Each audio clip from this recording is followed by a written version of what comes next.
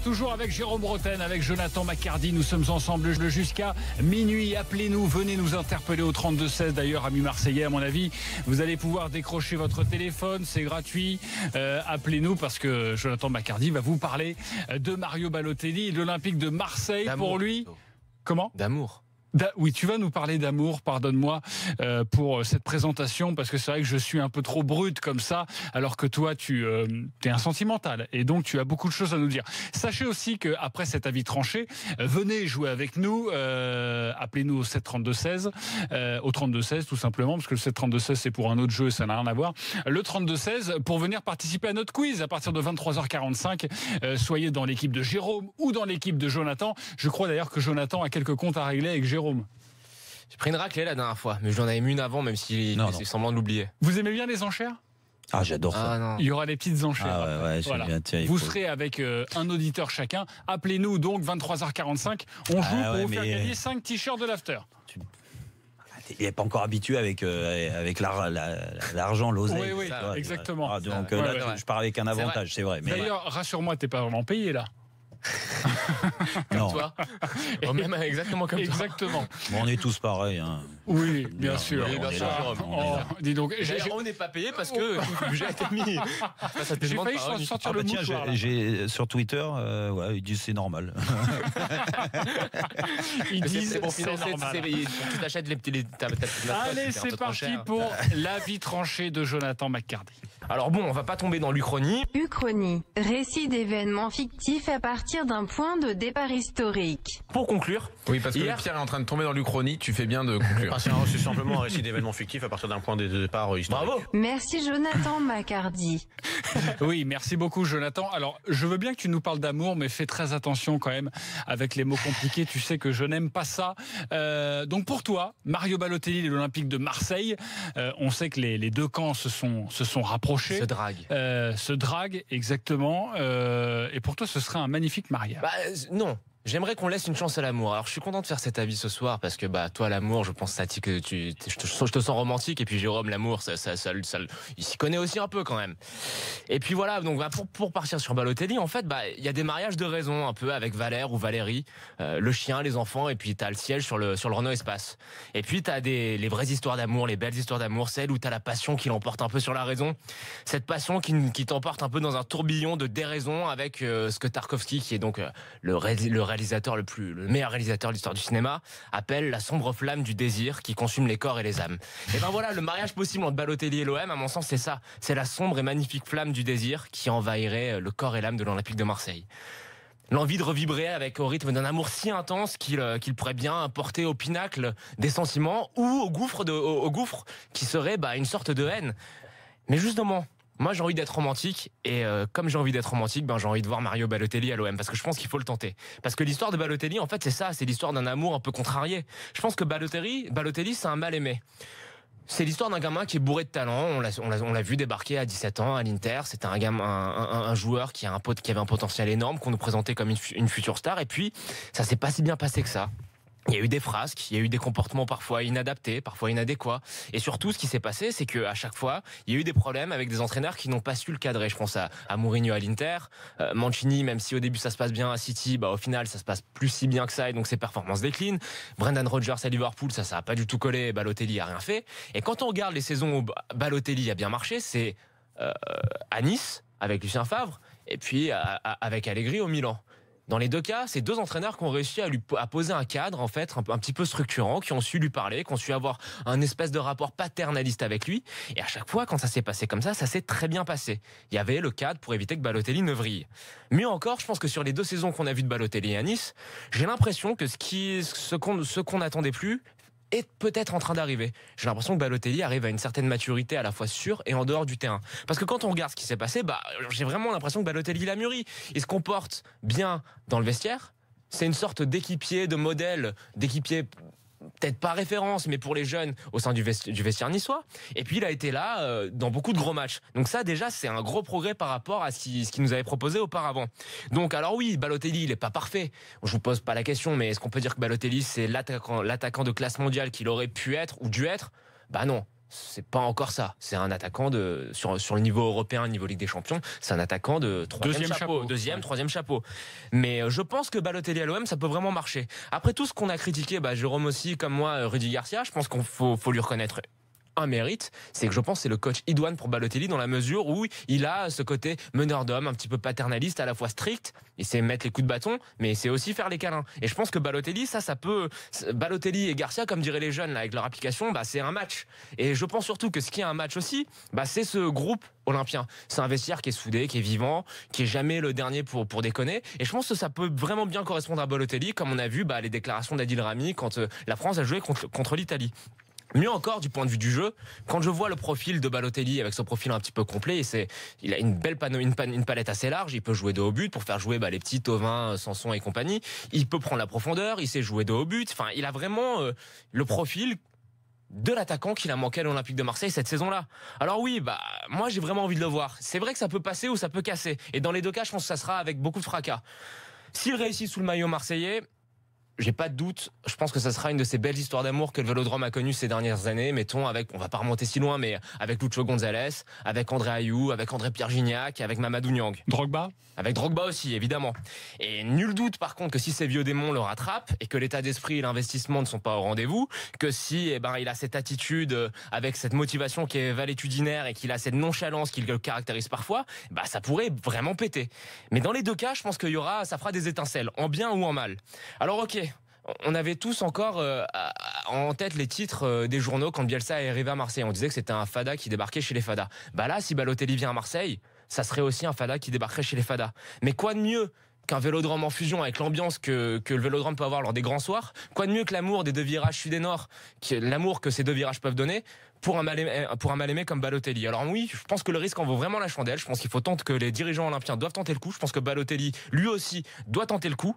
Parce que d'un côté, vous serez d'accord avec moi là-dessus, au moins, je pense qu'il n'y a rien de plus beau que l'amour. Et Balotelli et Marseille, ça peut vraiment être une très belle histoire. Merci beaucoup, Jonathan. Je t'ai laissé terminer, même si c'est l'effusion dans mon oreille. Pas parce que je t'ai écouté, mais parce qu'on a une petite oreillette, évidemment. Juste un truc. Tu as dit valétudinaire, donc fais très attention. J'ai bien relevé ce que tu as dit. Ça m'a échappé. En tout cas, magnifique plaidoyer. Mais j'ai pas voulu t'interrompre, mais j'ai failli le faire parce que c'est une première ce que je vais faire dans l'after. Je sais pas si j'ai les épaules pour le faire, mais je vais, s'il vous plaît, la régie, lancer l'alerte Coupe du Monde. RMC, alerte Coupe du Monde. On retrouve tout de suite en direct d'Istra à Moscou, dans la banlieue de Moscou, le camp de base des Bleus, Mohamed Bouafsi, qui était avec nous un petit peu plus tôt dans l'after, mais il nous appelle car il y a des infos très importantes à nous donner. Rebonsoir Mohamed. Rebonsoir Jean-Christophe, rebonsoir Bonsoir Mohamed. Bonsoir Jonathan. Alors, est-ce que vous savez, juste une digression, que valétudinaire, ça vient du latin valetudinarius, maladif, qui est un dérivé de Valère. Voilà, c'est marrant, parce que Valère Germain, Balotelli, voilà. Donc ouais, c'était pour ça l'alerte en fait. Exactement. Non, c'est pas pour ça. Pas pour ça, Mohamed. Non, je vous appelle pas pour ça, bien évidemment. D'ailleurs, l'Olympique de Marseille discute bien avec Mario Balotelli, ça c'est une certitude. Non, là, les deux petites informations que je voulais vous donner avant que les supporters de l'équipe de France se couchent, c'est pour faire une passe décisive à Jérôme, parce que Jérôme a toujours de bonnes infos. Juste pour revenir sur Thomas Lemar, puisque ça fait la une de tous les médias depuis quelques minutes. Thomas Lemar, l'accord de principe entre l'AS Monaco et l'Atlético de Madrid. Pour l'instant, il n'y a pas d'accord, comme le disait Jérôme, et je vais l'expliquer pourquoi, entre Thomas Lemar et l'Atlético de Madrid. Il n'y a pas encore d'accord salarial trouvé entre lui et l'Atlético. Il y a des discussions encore sur la durée du contrat qui porterait entre 5 et 6 ans. L'Atlético qui aimerait officialiser le transfert le plus rapidement possible, et même en Russie. Donc les discussions ne sont pas terminées entre Lemar et l'Atlético de Madrid, même si bien évidemment il y a beaucoup d'optimisme. Il y a un rendez-vous qui sera prévu la semaine prochaine entre le clan Lemar et l'Atlético. On espère finaliser tout ça la semaine prochaine. Donc voilà, c'était pour dire un petit bravo. Okay. Comme d'habitude, je lui répète souvent à Jérôme Bretagne, et pour ce complément d'information. Autre complément d'information, on parlait de Djibril Sidibé et de Samuel Umtiti. Messieurs, il y a de l'optimisme qui règne au sein de l'équipe de France. On espère, je vous le confirme, les avoir à l'entraînement demain, et ils pourraient même participer à l'entraînement collectif, les deux joueurs. Voilà. Eh bien voilà, c'était très bravo, complet. Merci beaucoup. Salut. Tu n'étais pas en train de dormir, donc Mohamed Bouafsi, tu ne dors jamais finalement. Alors, Je pense qu'en Russie, il va pas dormir beaucoup. Ouais, c'est ça, ouais. Alors, je peux te dire, Jérôme, que si j'étais à Moscou, je comprendrais ta blague. Mais Non, je non, suis mais actuellement à Istra. Non, mais je et comprends. je peux te dire Je que c'est comprends. vraiment la galère. Je Voilà, suis c'est la avec- galère. Je suis de tout Voilà. cœur avec toi, je peux comprendre. Franchement, je vous dis la vérité. Je vous dis la vérité. Il est 1h moins quart. Je suis entre 3 arbres et 2 ratons laveurs. Et franchement, c'est une galère sans nom. Voilà. Non, Bon, mais par contre, il y a. Il faut que les ratons laveurs Il y, a fassent des, gaffe alors. il y a des réseaux sociaux qui marchent bien en fait, donc voir même à 1h c'est vrai. Bon, bah, Ça nous a- on va laisser tranquillement c'est l'expérience de la Mohamed Coupe des Bouafsi, Confédérations. évidemment. L'année pas à dernière. 70 km de Moscou, ces réseaux sociaux. Voilà. Ah d'accord. bon. Bon, je crois qu'on a tous compris. Hein, De quoi non, parce que vous êtes en train de parler en message Non, je codé, parlais mais de tout le monde a compris. transport. Twitter, Instagram. Tout, Non, tout le le monde réseau a sport. pas Tinder. Bien Merci sûr. beaucoup les Ah copains. non, Tout le monde a Bon, compris. tout de Arrêtez. suite. Tout de suite, voilà, mais tout ça de va suite. pas. Merci Faut- beaucoup Non, Mohamed échangisme. Bouafsi et à très bientôt Merci, sur messieurs. RMC. On va Merci passer un cap, quand pour même, tes Tinder. infos Non. autour de cette équipe de France. Une petite réaction, pas à ce que vient de nous dire Mohamed Bouafsi, les informations RMC, Sur, mais oui, l'avis Bah, de écoute, Jonathan. moi- Est-ce que pour toi ce serait un beau mariage? Alors moi j'ai envie d'y croire. Oui, c'est vrai parce que je trouve que, en effet, on a souvent dit à juste titre que Marseille manquait de cet attaquant cette année. Alors on a mis en avant Germain au début, la déception, Mitroglou, NJ. Bon, voilà, il y avait pas vraiment d'attaquant de renom à l'Olympique de Marseille. Donc bien sûr que par rapport aux 2 dernières saisons, et je vais même pas parler de la première, mais de sa dernière saison à Nice. Déjà en termes de stats, il met presque 20 buts dans l'année. C'est des très bonnes stats. La meilleure de sa carrière hein, en termes de stats. Donc ça montre peut-être qu'il s'agit en effet. C'est vrai qu'on n'a pas vraiment entendu parler des problèmes relationnels, des problèmes de Mario Balotelli à Nice. Donc ça c'est bon signe aussi pour une éventuelle venue à l'Olympique de Marseille. Il a quand même eu par moment cette année quelques matchs où il n'était pas présent. Alors bon, peut-être que c'était des réels problèmes physiques et ça moi je veux y croire. C'est toujours ce que l'OGC Nice a mis en avant cette année quand il ratait des matchs importants. Peut-être que c'est aussi dû par moment à son comportement, c'est possible aussi.